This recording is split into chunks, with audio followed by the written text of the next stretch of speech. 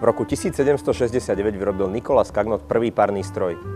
Pohyboval sa rýchlosťou 5 km za hodinu a každý 10 minút musel stáť, aby sa vyrobila nová para. Tento vynález sa ešte nedá považovať za automobil tak, ako ho poznáme dnes.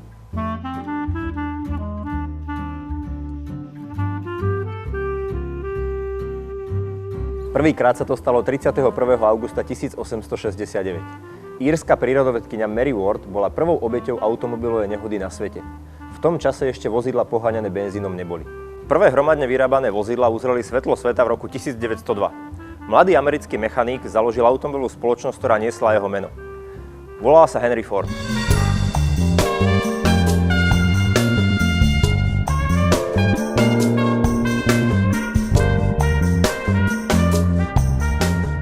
Najslavnejší Fordov automobil vo svojej dobe, Model T, sa začal vyrábať v roku 1909, prvýkrát za použitia montážnej linky. Pamätný Fordov výrok bol: klient si môže želať akúkoľvek farbu, vozidlo bude čierne. Nebolo to len bezduché rozhodnutie, vo Forde mali odskúšané, že čierna farba schne najrýchlejšie.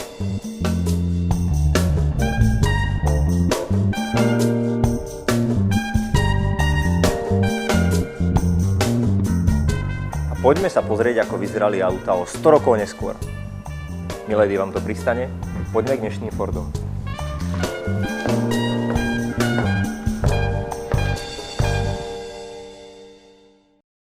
Autá sa stali našou každodennou súčasťou. Dnes je ich využitie v rôznych oblastiach nášho života.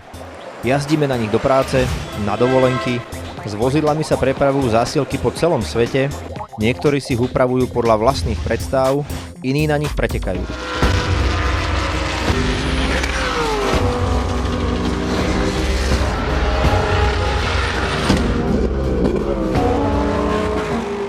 Doba sa pre neskutočne zmenila. Vývoj a pokrok v automobilovom priemysle je po 100 rokoch až neuveriteľný. Dnes sa vyrábajú inteligentné vozidlá, ktoré nám ponúkajú vyššiu dávku luxusu, komfortu, sú bezpečnejšie, majú vyšší výkon, vyššiu rýchlosť. Prečo aj napriek takémuto vývoju zomierajú milióny ľudí pri autonehodách? My si dnes ukážeme, ako by sa za volantom malo jazdiť bezpečne, ako sa dajú zvládnuť rôzne krízové situácie. Budeme k tomu používať rozdielne vozidlá. Vozidlo vybavené najnovšími elektronickými systémami s automatickou prevodovkou bude šoferovať myška, ktorá predstavuje vodiča začiatočníka.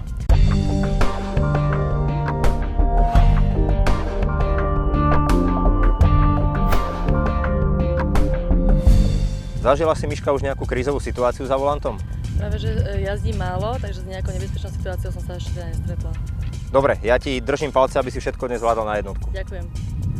Vozidlo, ktoré sme zbavili kompletných elektronických systémov, bude sedlať azda najskúsenejší slovenský automobilový pretekár na okruhoch Štefan Rosina.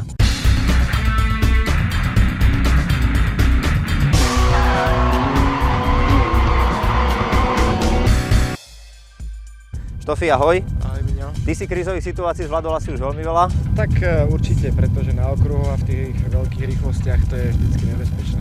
Dobre, pripravili sme pre teba vozidlo, ktoré nemá žiadnu elektroniku, budeš sa musieť spoliehať len na svoje zručnosti a ukážeme mladým vodičom možno, ako by za volantom mali šoferovať, tak aby to bolo naozaj bezpečné. Super, teším sa. Držím ti palce. Ďakujem.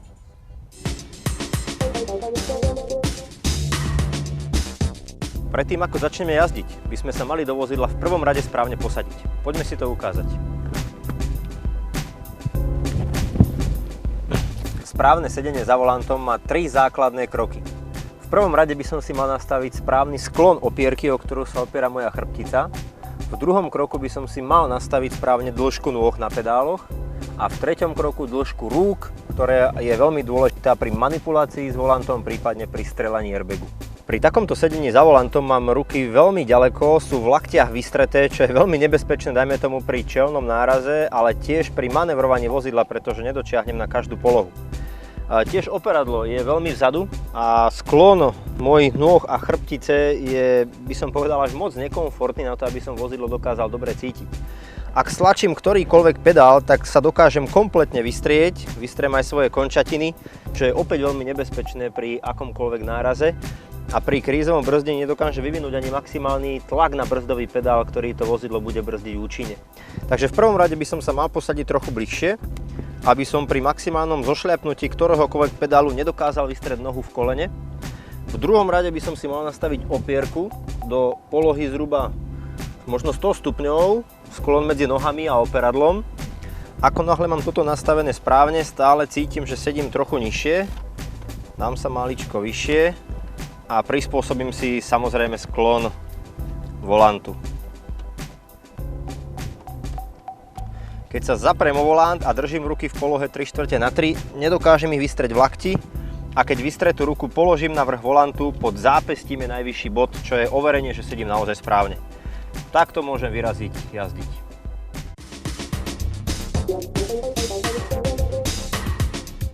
Snad základným manévrom, ktorý by mal ovládať každý vodič, je technika krízového brzdenia. Keď nám vybehne možno nejaké malé dieťa do cesty, prípadne nejaká zver a potrebujeme vozidlo čo najrýchlejšie zabrzdiť, mali by sme vedieť, ako sa naše vozidlo zachová. My si ukážeme, ako budeme pracovať u vozidla bez ABS, ako budeme pracovať u vozidla s ABS a ako sa budú vozidlá chovať, keď budeme brzdiť naozaj krízovo z celej sily.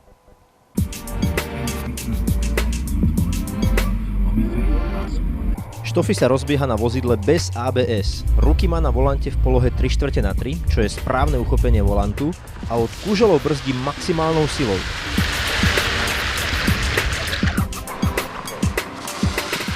Spolu s brzdou stlača aj spojkový pedál, aby nám pri brzdení nezhasol motor.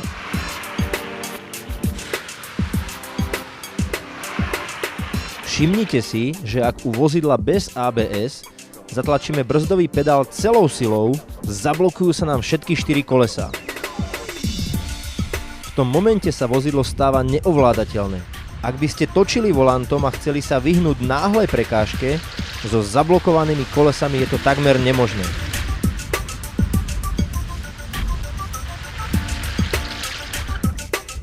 Ešte nebezpečnejšia situácia nastáva v momente, keď sa s vozidlom ocitneme na rozdielnych povrchoch pod pravými a ľavými kolesami.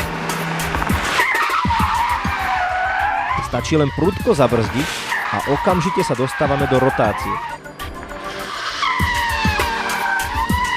V reálnej situácii sa vám to môže stať na krajnici vozovky, tam pozor na prudké brzdenie. Ako rozdiel si ukážeme, ako by sa v rovnakej situácii chovalo vozidlo z ABS, teda Miška pôjde rovnakou nájazdovou rýchlosťou, ako išiel Štofy. Od kuželo bude tiež brzdiť krízovo celou silou, ale výsledný efekt bude úplne rozdielny. Poď na to.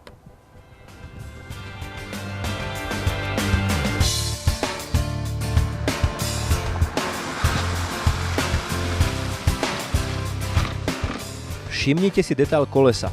Ako náhle začne Miška brzdiť krízovo, aktivuje sa systém ABS, ktorý pribrzduje kolesá prerušovane. Nikdy sa nezablokujú a vďaka tomu má vodič svoje auto stále pod kontrolou. Ak máte manuálnu prevodovku, nesmiete zabudnúť na zošlapnutie spojkového pedálu, aby motor nezhasol. V Miškinom vozidle je automatická prevodovka, pri ktorej používame len brzdový pedál. ABS vykonáva prerušovanie kolies takmer 20 krát za 1 sekundu a to umožňuje vodičovi aj pri plnom brzdení plynule meniť smer jazdy. Držať volant dvoma rukami nám zabezpečuje najrýchlejšiu reakciu pri vyhýbaní a umožňuje využiť najväčší rozsah točenia volantom bez prehmatávania. Snáď najväčší rozdiel sa ukáže na rozdielnych povrchoch. ABS dokáže rozložiť brzdnú silu tak, aby sa vozidlo chovalo bezpečne a brzdilo len v priamom smere. Nikdy sa nedostane do rotácie ako vozidlo bez systému ABS. Pri prejazde zákrutou na vozidlo pôsobí aj odstredivá sila.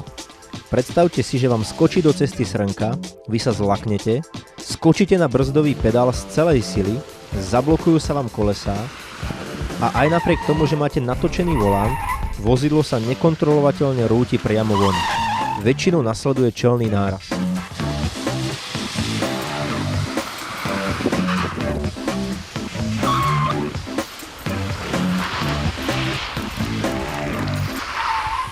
Pri maximálnom brzdení v zákrute asi najviac oceníte systém ABS, ktorý vás udrží na ceste.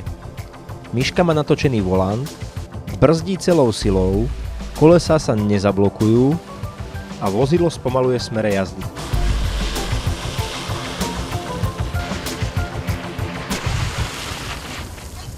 Máme za sebou techniku krízového brzdenia. Štofi, ako sa tebe brzdilo na vozidle bez ABS? Tak bolo to veľmi náročné, nakoľko to ABS slúži na to, aby ten šofér sa dokázal vyhnúť prekážke aj počas plných brzd. Vozidlo bez ABS, keď som vymačkol brzdu, či už som točil volantom doľava doprava, išlo stále rovno. Takže nebol to pre teba nejaký bezpečný manéver? Vôbec nie, pretože skutočne tie reflexy nám fungujú veľmi rýchlo v týchto skratových, respektíve nebezpečných situáciách, nakoľko my stlačíme tú brzdu naplno, keď sme zlaknutí a auto nám ide rovno, tak je to jednoznačne problém. Dobre, Miška, rovnaká rýchlosť, rovnaké krízové brzdenie, vozidlo z ABS, ako sa tebe jazdilo? Takže mne sa jazdilo veľmi bezpečne, nakoľko keď som aj robila nejaký manéver s volantom, tak auto vlastne stále išlo tam, kam som chcela ja. Takže si myslím, že to bola veľmi bezpečná jazda, že je výhodou ABS. Cítila si niečo na pedáli? Možno Áno, nejakú... akože kopalo ma to trošku, že chcelo, ale tak ako vedela som sa tak ukorizovať. Aj to auto samé to vlastne ukorizovať. Neuvoľňovala si brzdový pedál? Nie, držala som. A tým sa brzdná dráha maximálne skracovala?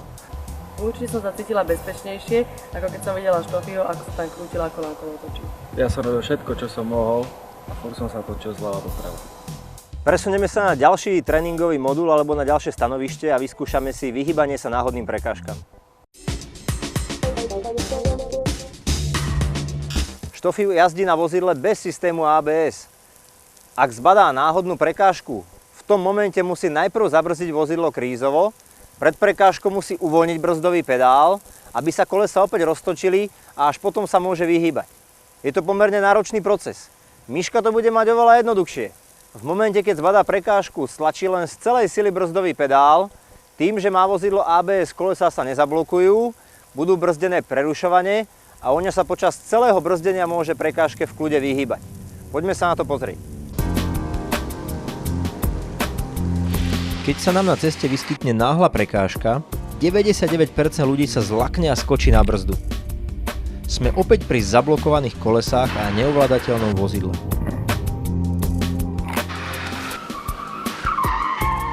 Brzdiť krízovo v prvý moment je správne, pretože potrebujeme vozidlo spomaliť, no ďalej nasleduje asi najťažšia časť a to je uvoľnenie brzdového pedálu pred prekážkou, aby sa kolesa opäť roztočili.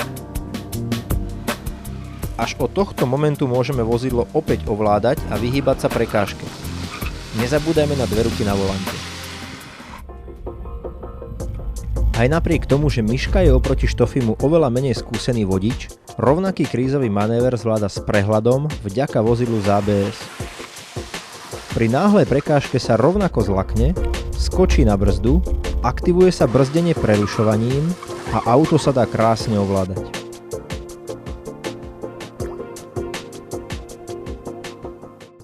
ABS, antiblokovací systém, brzdí kolesa prerušovanie. Vozidlo ostáva stále ovládateľné aj napriek tomu, že brzdíme celou silou. Riadiaca jednotka ABS neustále kontroluje všetky 4 kolesá pomocou nezávislých senzorov. Systém vie okamžite rozpoznať stav, keď by malo dôjsť k zablokovaniu kolesa. Senzor ABS dáva informáciu riadiacej jednotke, ktorá upravuje tlak v brzdovej sústave. ABS dokáže reagovať na každé koleso samostatne v milisekunde. S elektronickým strážcom v brzdovom systéme máme auto aj pri maximálnom brzdení stále pod kontrolou. Dá sa vyhýbať na najkratšej možnej dráhe.